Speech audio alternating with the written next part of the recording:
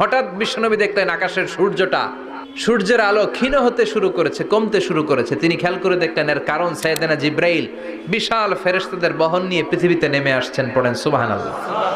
এসে বললেন, ইয়া রাসূলুল্লাহ, আমি 1,40,000 ফেরেশতা নিয়ে নেমে এসেছি। আপনি কি জানেন না, ঠিক একটু আগে মদিনাতে আপনার এক প্রিয় সাহাবা, তার নাম হচ্ছে মুআবিয়া ইবনে মুআবিয়া আল মুজানি, একটু আগে শেষ নিঃশ্বাস ত্যাগ করেছে।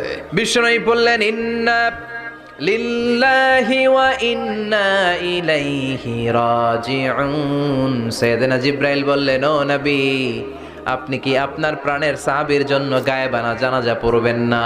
বিশ্বনবী বললেন, অবশ্যই পড়ব। সাহাবীদের মধ্যে ঘোষণা দিলেন, ও সাহাবারা, তোমাদের ভাই মুআবিয়া ইবনে মুআবিয়া আল মুজানি কিছুক্ষণ আগে মদিনাতে ইন্তেকাল করেছে। সবাই বাইরে বের হয়ে আসো, এই মাত্র আমরা, এই মুহূর্তে আমরা গায়েবানা জানাজা পড়ব। বিশ্বনবী